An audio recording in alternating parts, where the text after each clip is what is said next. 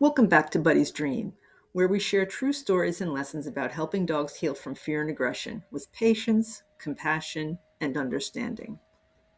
I'm Jill, and today's episode continues Buddy's story in part 3B of our series, Buddy's Life Before Rehabilitation. This blog post is titled, Why Didn't Buddy's School Lessons Help Him? And was written in November of 2021. In this episode, we explain why the methods used by owner number 2 and their trainer didn't work and what could have been done to help Buddy. I'm sharing this part of the story because so many dogs go through something similar, and the more we understand what went wrong for Buddy, the more we can do better for dogs like him. As always, thank you for listening and for caring. Why didn't Buddy's school lessons help him? Part 3B. What did Buddy really learn from the lessons he was given in Part 3A, Buddy Goes to School? As I stated in Part 3A, my intention with these posts and with this blog is not to criticize, shame, or otherwise embarrass those who were involved in Buddy's past. The methods they used are methods most people think should help resolve aggression. However, unless a person has done extensive study and research into dog behavior, or unless they have gone to a board-certified veterinary behaviorist, they may not be aware that the methods the average person might think would help would actually cause the aggression to escalate. What most people don't think about is the fact that we are humans and dogs are canines. We are completely different species with completely different ways of communicating and thinking.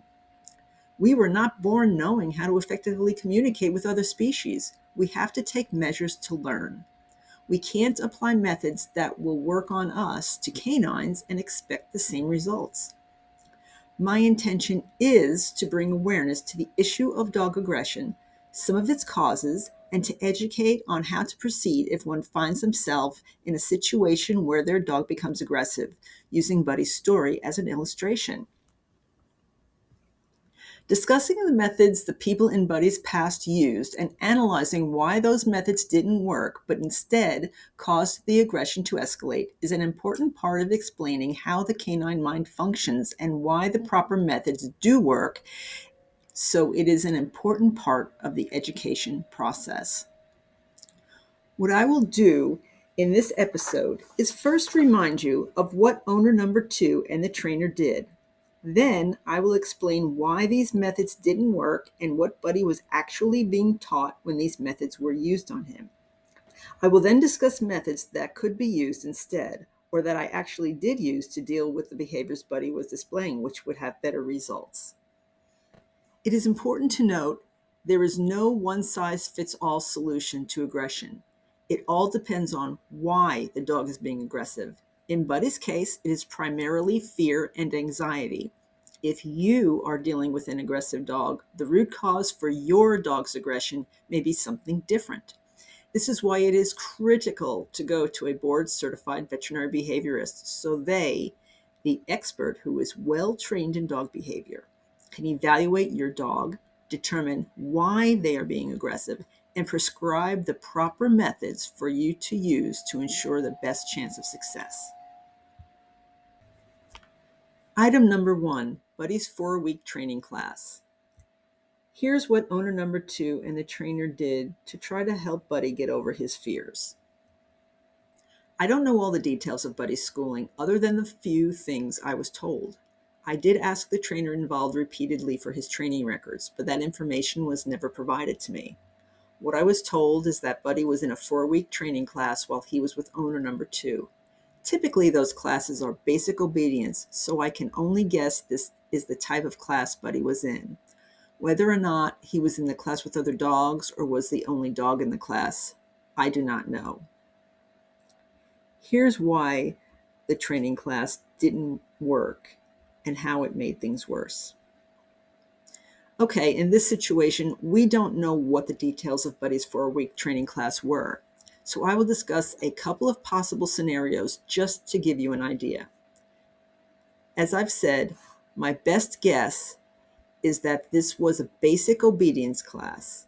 Like I said in the last post, obedience training is a useful tool and it often teaches the owner as much as it teaches the dog. Unfortunately, it is not the type of training Buddy needed to overcome his fears and the resulting aggression. Why? Because obedience does nothing to address the underlying cause of Buddy's aggression, which is fear and anxiety. For scenario number one, if Buddy was in a class with other dogs and their owners, this would actually cause him more anxiety since he is not used to being around people and most likely not used to interacting with other dogs. Forcing him into this situation where he has to be in a room full of people and other dogs would only cause him to be extremely fearful of anything around him, escalating his anxiety and the resulting aggression. For scenario number two, if Buddy was the only dog in the class, the only thing the class would accomplish is to possibly teach him some basic obedience commands, such as sit, down, stay, etc. That is, if Buddy was comfortable with the place the class was being taught, the people teaching him, and if only positive reward-based training methods and positive training tools were used. If there were any negative methods or tools, such as yelling, hitting, leash popping, prong, choke, or shock collars, etc., this would be a source of fear and anxiety and would have a detrimental effect on Buddy's ability to effectively learn these basic obedience skills and would also result in escalating his fear, anxiety, and aggression. While it can be used as a tool in the rehabilitation process, obedience training on its own will do nothing to help Buddy overcome his fear, anxiety, or aggression. Here's what they could have done instead. What Buddy needed was to be desensitized to the things causing him to be fearful in a very gradual fashion, taking cues from Buddy to determine the speed at which to progress. Only positive, reward-based training should be used. He also needed to be taught alternate ways of coping with his fears. While obedience exercises could be incorporated into the desensitization exercises, obedience training will not resolve fear, anxiety, or aggression.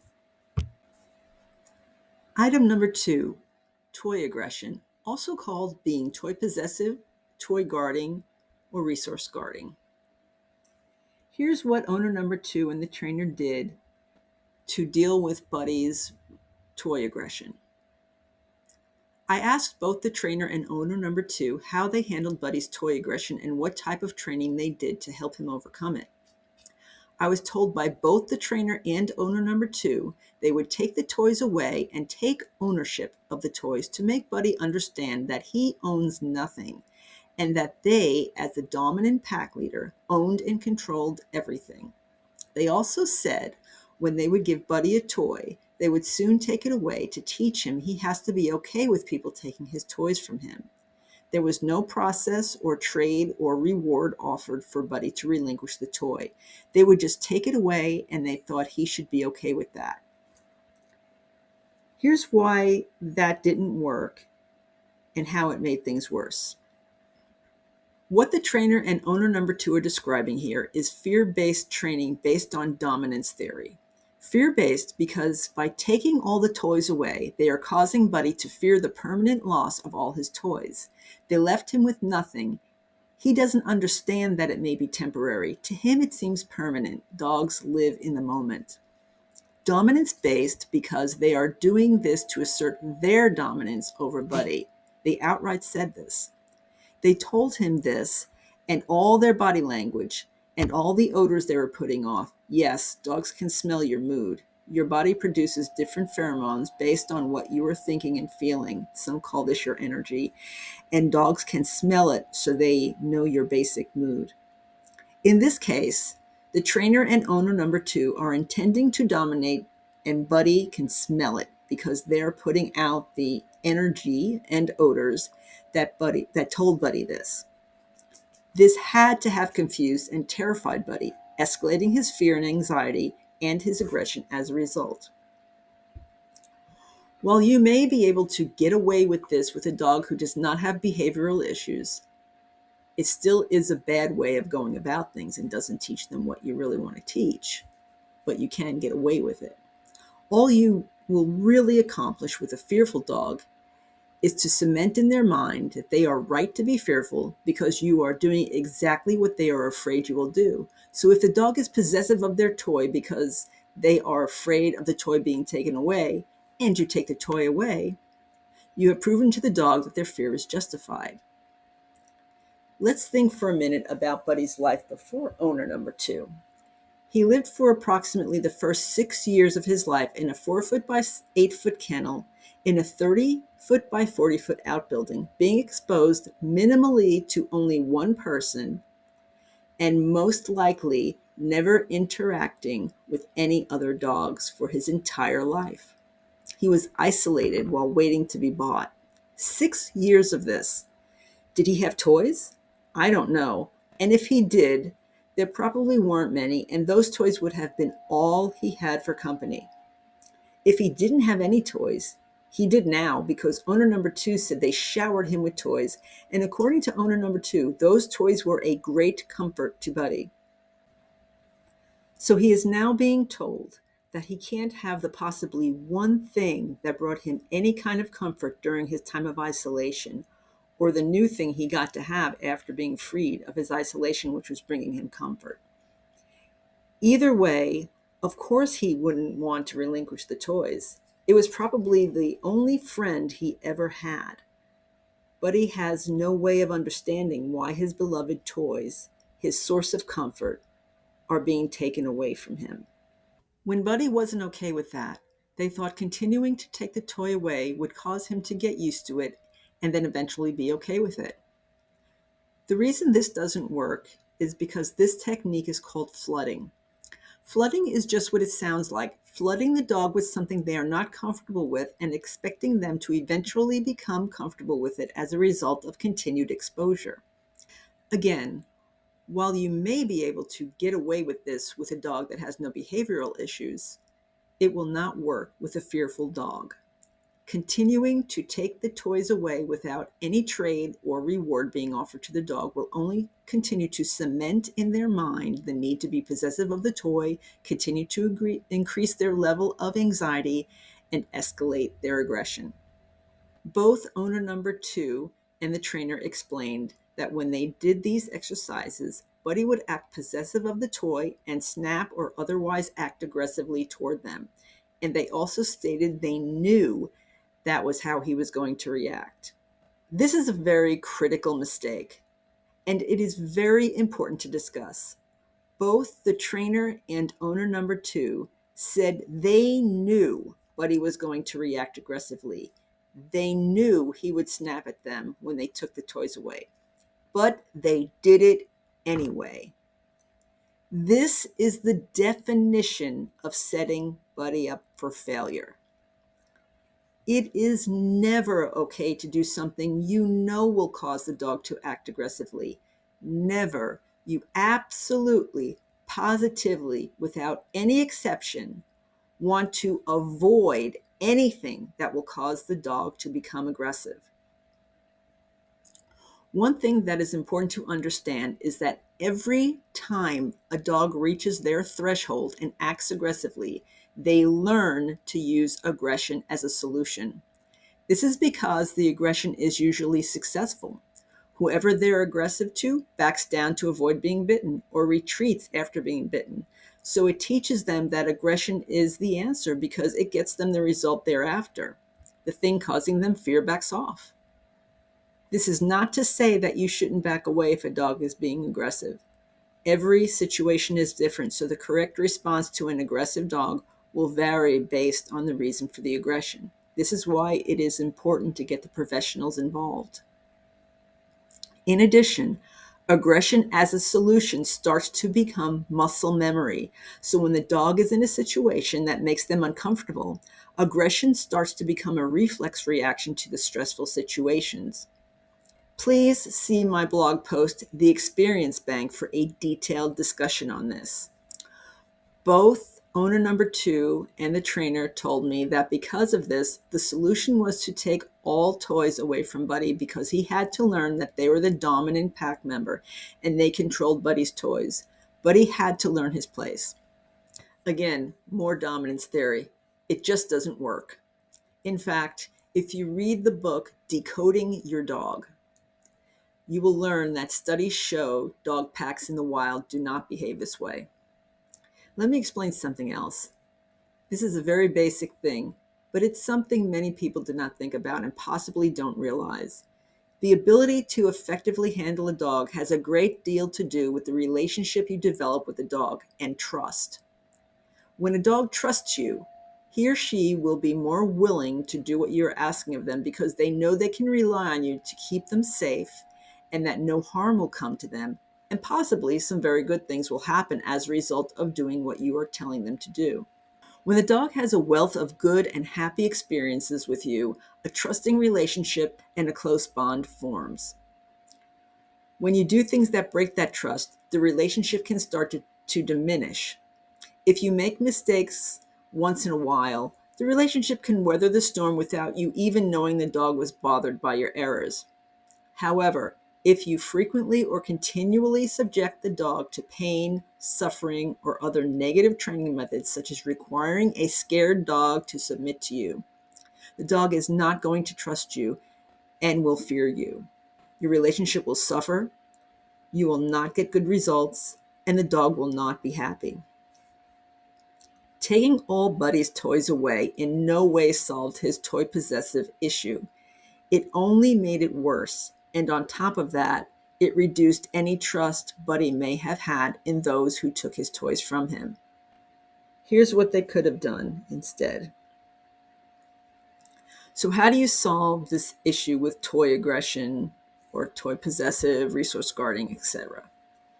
I will tell you what I did and why it worked very well with Buddy. First, because Buddy was now biting any time a toy was in his possession, he actually lunged at me from across the room and attacked me when he had a plush toy. All I did was look at him. I had no intention of taking the toy or going near him for that matter. Because of this, I had no choice but to start my exercises with him having no toys. I then divided the toys into different categories of value. For example, for Buddy, a cardboard toilet paper roll is a low value toy. A rope tug toy is a medium value toy. A ball is a high value toy. And a plush toy, as well as chews such as pork chomps, etc., are very high value toys and items. The plan was to start with low value toys and gradually work our way up to the very high value plush toys. Starting with a simple cardboard toilet paper roll, I sat on the floor with Buddy's breakfast kibble allotment and taught him two commands: take and release. I held out the toilet paper roll and said take. Once he put his mouth on it, I said good boy so he would know he did what I wanted him to do, and I continued to hold on to it. You can't let go or you won't be able to get it back, and as long as your hand is still touching it, he won't see it as his yet. Then I held up a piece of kibble, which he loves. You have to use something the dog loves or else it won't work, because the item you trade the toy for has to be of higher value to the dog than the toy is.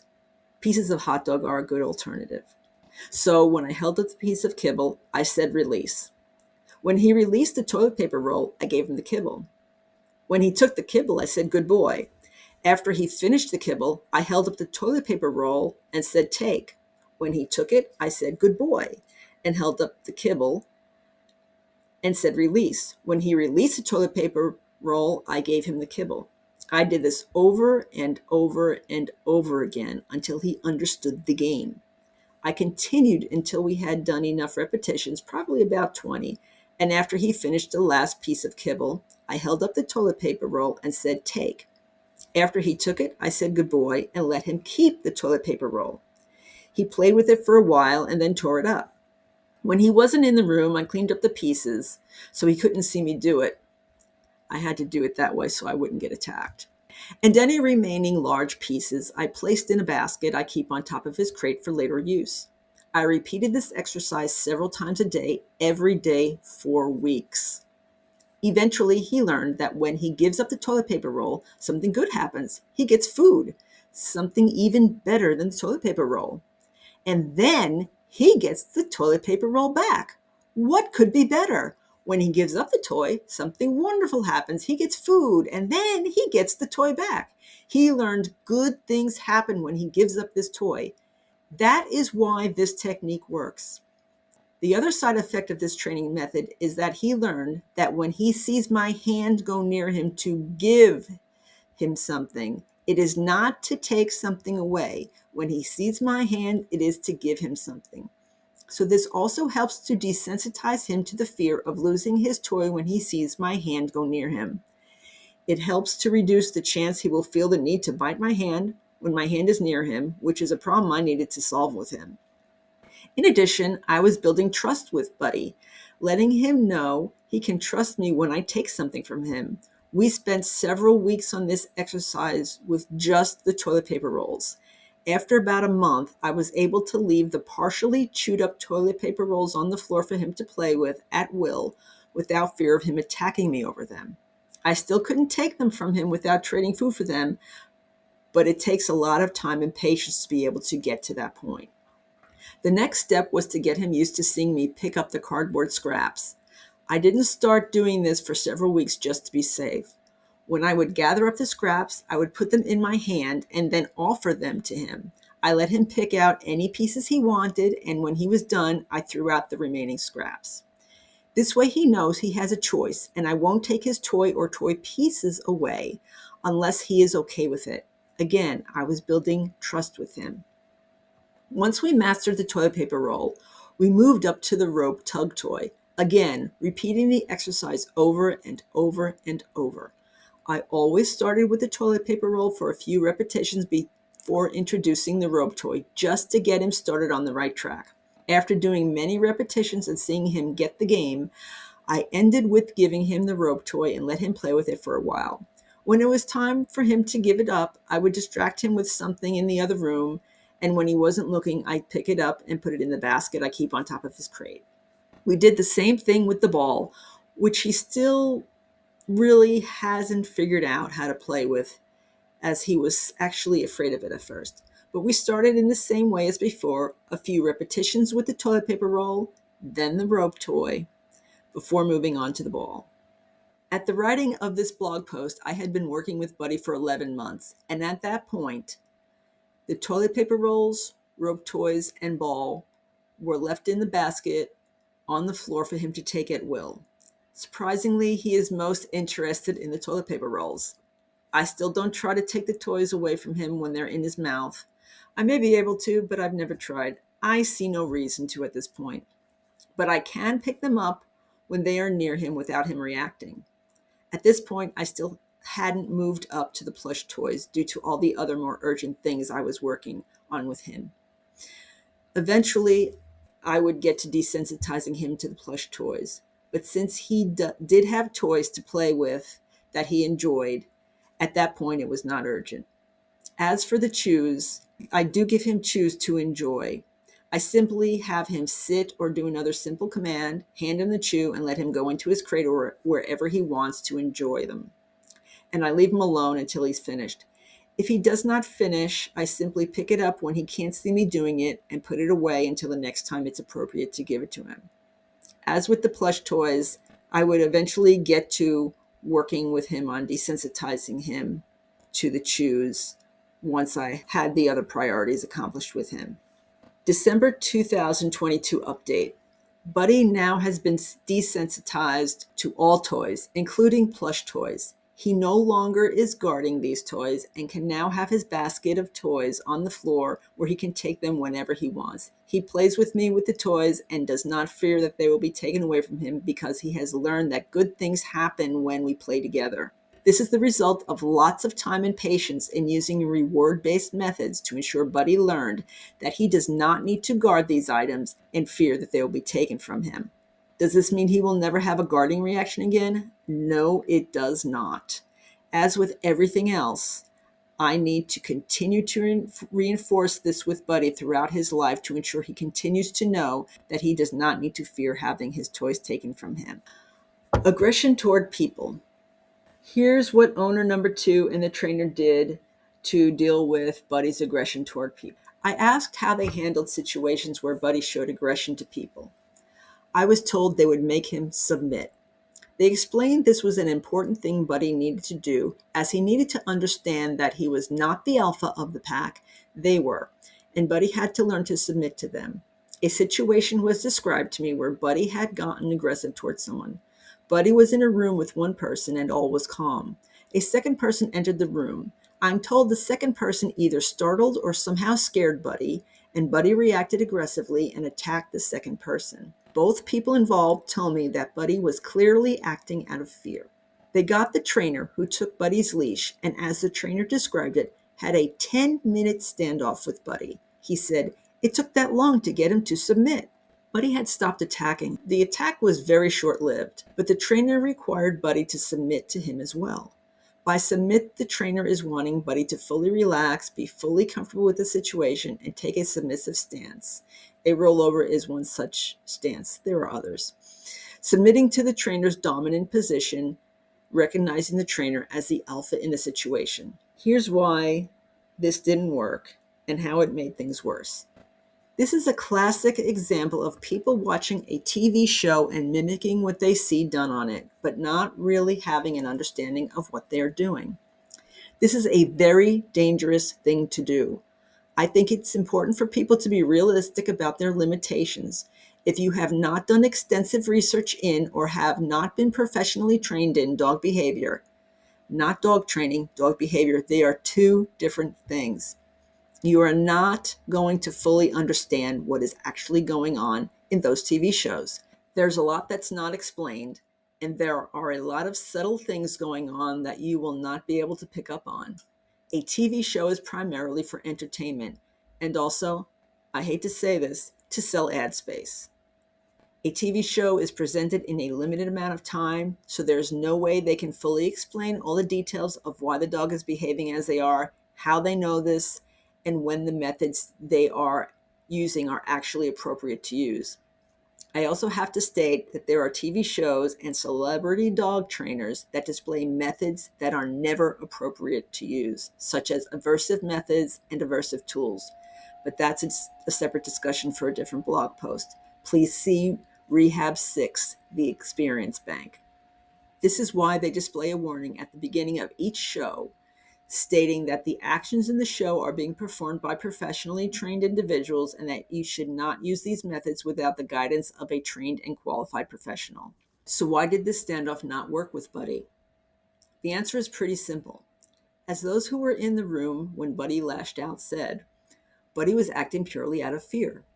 In order to stop Buddy from reacting, the trainer stood over him and had a standoff with him. Let's think about this. Imagine you are deathly afraid of someone. Do you think that if they stood over you, stared you in the eyes, and demanded you submit to them, that this would help you to stop feeling that fear? Heck no. It would only make you more afraid of them. So how could we expect Buddy to calm down when this was being done to him? Of course he wouldn't calm down, and this action would only increase his fear and do nothing to resolve the root cause of the aggression, which is fear. Buddy would eventually stop reacting, but the problem would not be solved. Buddy would still be fearful of all the people involved, with the only difference being that now he will be even more fearful, so next time he will react sooner and more intensely. This standoff only served to intensify the problem, and this explains why Buddy's aggression had continued to increase from the time he was bought from the breeder until the time I started working with him. Each time he was mishandled, the level of damage was increased. Here's what they could have done instead. So what would be an appropriate action to take with Buddy when he's acting aggressively? The first thing to remember is that we have to know why Buddy is acting aggressively. In Buddy's case, I have seen him act aggressively for 3 reasons. One reason is pain, and the solution to that is obvious, so I'll focus on the other 2 reasons here. The second is fear. The third reason is called conflict-induced aggression, which means I am doing something he disagrees with. In the case I will describe below, I believe fear was at the root of why there was a conflict. So if Buddy is acting aggressively out of fear, the first thing I need to do is to respond in a way that will not reinforce or add to his fear. but instead will help to reduce or eliminate his fears so that I can get him to stop reacting. If Buddy is acting aggressively as a result of a conflict, I have to eliminate the conflict to stop the attack. In both cases, after the attack is over and Buddy has calmed down, I have to devise a method of desensitizing Buddy to whatever has caused him to react aggressively so that he can learn to be comfortable with whatever caused him to react. If you are dealing with an aggressive dog, their aggression may be for a different reason, so you will need to have a veterinary behaviorist advise you on what to do for your situation. The worst incidence of aggression I have witnessed with Buddy was conflict induced, but as I said already, I believe fear was the reason for the conflict. This happened early on in Buddy's rehabilitation. Buddy and I were in the backyard, and Buddy thought he should have something I was trying to pick up. So this was a possessive issue, and just like with the toys, I believe he feared something was being taken away that he felt he needed, but would never get back. He attacked and bit me. This bite did require medical attention. Unfortunately, I did not have Buddy on a leash at the time, so I had no way of physically controlling him. So the safest thing I could do was to calmly back off and away from the thing he was attacking me over and tell him no and work to calm him down. It took a minute, but he eventually stopped attacking and calmed down. I then calmly walked to the house and went inside. He followed. I calmly put him in his crate and latched the door. I did not scold him or yell at him or react at all, as that would serve no purpose but to introduce fear, which is something that also causes Buddy to react. I remained calm, and this is very important because if I were to react in any way, Buddy would follow suit. I left him in the crate while I went to another room and cleaned myself up, and I called the behaviorist. The behaviorist told me my response to the situation was the best thing I could have done for the situation. I was advised to keep Buddy on a leash at all times to allow me to have a way of controlling him if he became aggressive in the future. Buddy stayed in the crate for the night. I left him in the crate for several reasons. First, the crate is one of his safe places. He feels safe and secure in the crate, and it was important to let him calm down there. As the result of the incident, Buddy's stress hormones were through the roof, and he needed time and space to calm down so the stress hormones could settle out. After a stressful event, it could take up to 48 hours or so for the stress hormones to go back to normal. Secondly, leaving him in the crate allowed me to be safe. In the months that followed, I continued to work with him on desensitizing him to the objects that he was possessive of. I kept the leash on him at all times for 6 months after this, and I still leash him whenever I do any type of training or desensitization exercises with him to ensure safety. Depending on what I'm desensitizing him to, I sometimes put the muzzle on him. Anytime Buddy seems agitated, I put the leash on him and just let him drag it around with him just in case he gets to the point that I need to use it to control him. He has become accustomed to dragging it around, and it has proven to be very helpful as I continue to desensitize him to the many things that cause him to react. I am happy to report that now, 11 months into his rehabilitation, he and I can be in the yard and we can be side by side handling the same thing, such as strawberries or blueberries from the berry patch. He loves to pick and eat them, by the way, and they're good for him, so why not? But we can be side by side handling these things without him reacting at all. In fact, because he now has a wealth of positive experiences when my hand is involved, he now understands that when he sees my hand, he gets wonderful things. So the very few times I need to take something away, it's not an issue because he knows something good will follow. In summary, to summarize and answer the question posed in the beginning of this blog post, what did Buddy really learn from the lessons he was given in part 3A, Buddy Goes to School? What Buddy learned was that he needed to fear the trainer and owner number 2 for several reasons. First, he learned he needed to fear losing his toys forever and being left without this very valuable source of comfort. The trainer and owner number 2 proved this to him time and time again by continuing to take his toys from him shortly after giving them to him and then leaving him with nothing. The second thing he learned was that he needed to fear the trainer and owner number 2 in general, because whenever he was communicating that he was not comfortable with something and communicating in a way that he thought they wanted, which at this point was by attacking, since somewhere along the way he had been corrected when he gave warning signs. So he goes straight to the attack without the warning signs. So whenever he did communicate in a way that he thought they wanted, they would have a standoff with him and expect him to submit. And this terrified Buddy. So in a nutshell, what Buddy learned was that he couldn't trust the trainer or owner number two, and that he had to fear them and was not safe. So he felt the need to attack to save his life. Not at all what the trainer or owner number two intended, but that was the result of the training methods they used.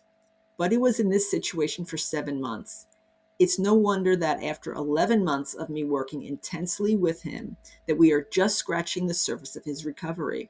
It will take several years before I will be able to comfortably walk him in public, or be able to leave him with someone else, or board him if I need to be away.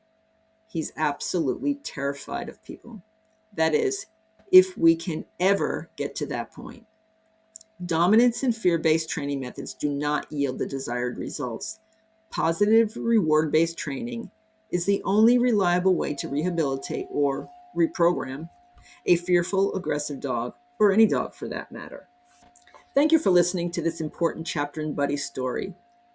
In the next part of the series, I will tell you how things were going for Buddy and owner number two after a couple of months being together.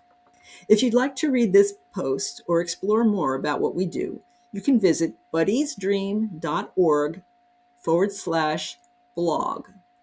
Your support, whether it's sharing these episodes, subscribing, or shopping our handmade accessories, helps us keep telling stories like Buddy's and changing the conversation around dog behavior. Don't forget to subscribe so you don't miss the next part. And as always, give your dog a little extra love today for Buddy and for all the dogs who need it.